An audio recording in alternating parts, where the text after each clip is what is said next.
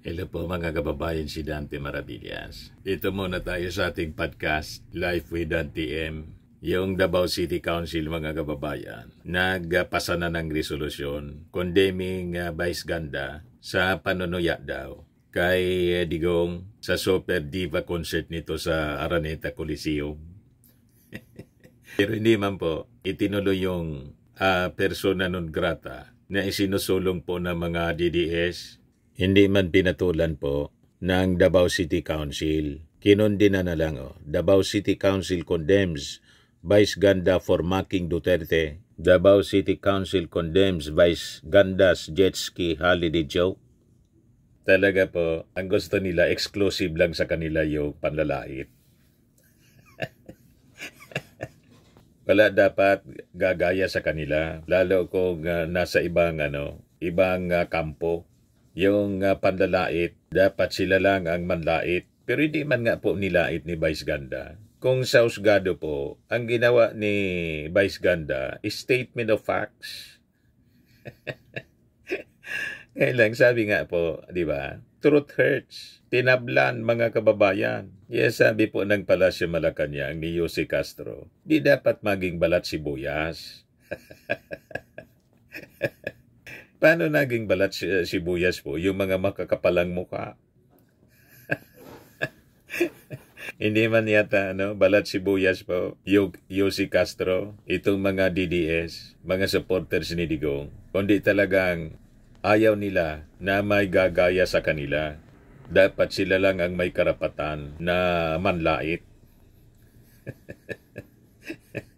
Pag may manglait sa kanila, na sa tingin natin, hindi man po panlalait, statement of facts, hindi po pwede. Ikukondina ka through a resolution ng Davao City Council. Ganon ka-entitled sila mga kababayan. Pwede silang manlait, pero hindi mo sila pwedeng laitin.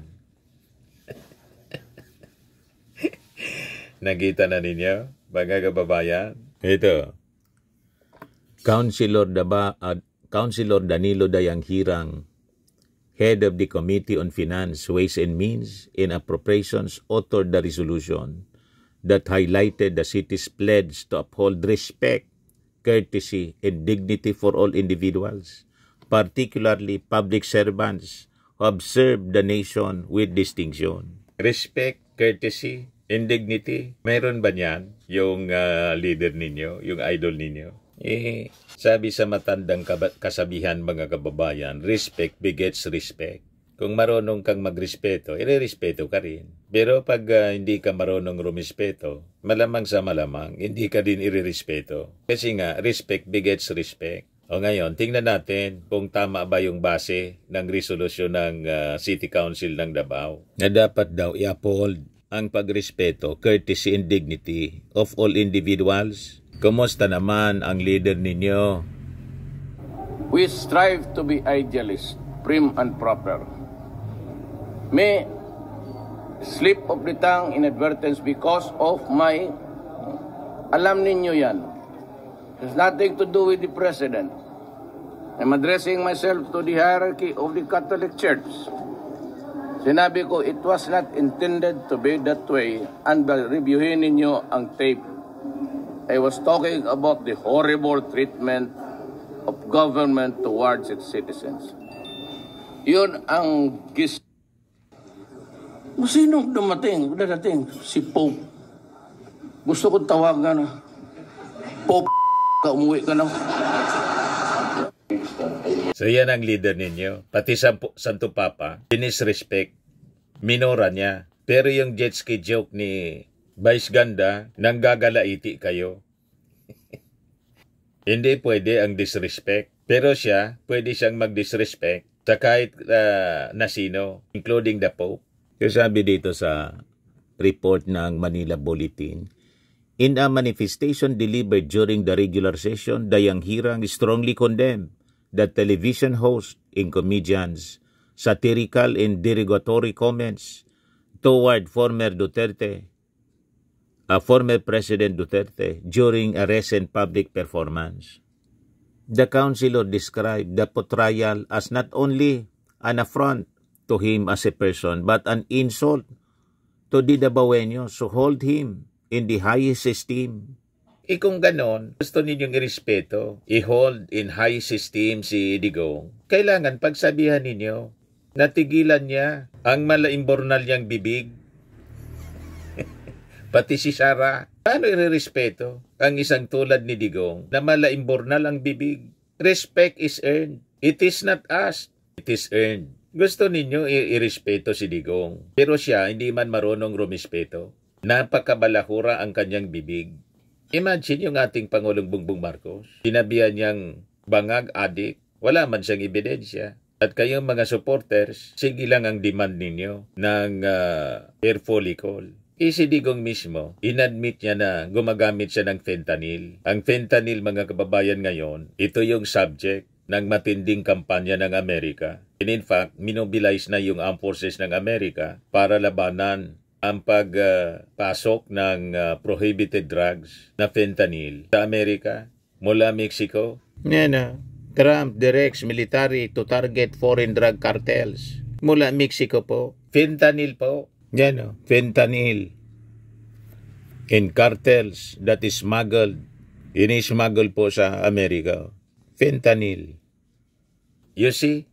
Tapos yung ating Pangulong Bongbong Marcos ang inaakusang bangag-bangag-bangag. Ngiwi. Kasi si Harry Roque, na walang tigil sa bangag-bangag-bangag, ngiwi. Bakit tahimik kayo dyan sa City Council? Double standard kayo dyan sa Davao City Council. So yung mga kaalyado ninyo, okay lang, manlait sa ibang tao. Pero pag ang leader ninyo, ginoke lang sa jet ski, that is a statement of fact. Yun naman talaga yung sinabi ni Digong, di ba? Nagyabang siya, pupunta siya sa West Philippine Sea. Ginawang joke ni Vice Ganda. Kasi joke man talaga yon. Kasi kung totoo, di pumunta sana siya. Aminado si Digong na joke. So ginawa din na joke ni Vice Ganda. Pagkatapos ngayon, pikon na pikon kayo. Kinundi na ninyo. Yung talagang joker naman po. Comedian nga eh. Joker naman po talaga itong si Vice Ganda.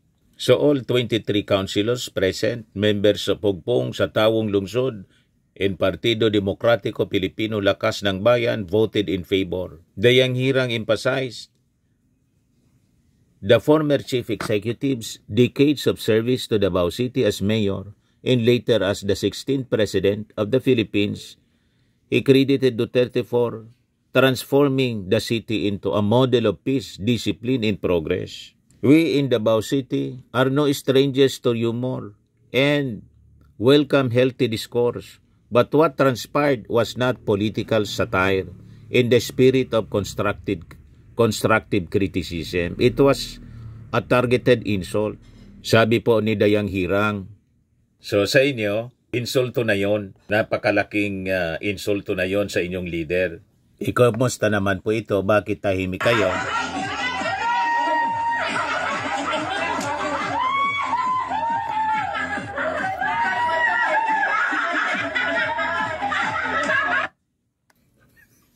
Bakit tahimik kayo? Kasi hindi leader ninyo. Wala kayong sinasabi, tahimik kayo. Kumusta naman ito? I challenge you now. I challenge the Catholic Church. You are full of shit. At mabaho rin kayong lahat. Kumusta? Okay yun Okay lang yun pag si Digong ang nagsasalita. Ito, pati yung Diyos, tinawag na estupido. Kinain ni Eve. Tapos si Eve, ginising si Adam, siguro katatapos lang. Kita ninyo? Kumain ka rin. So kinain ni Adam. Then malice was born.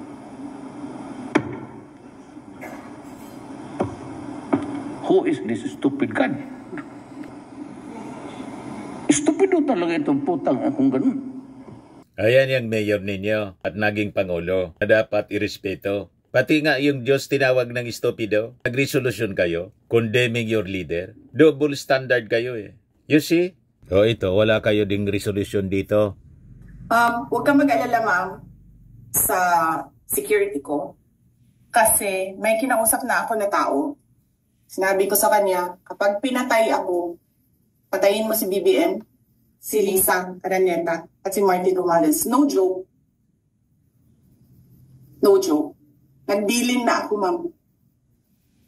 Pag namatay ako, sabi ko, huwag ka tumigil hanggang hindi mo mapatay sila. And then he said yes.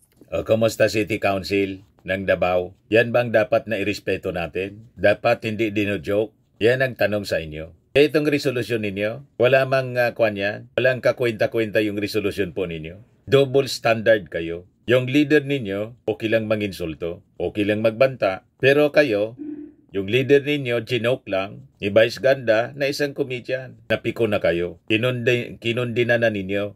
Yan yung kanilang resolusyon, mga kababayan. No?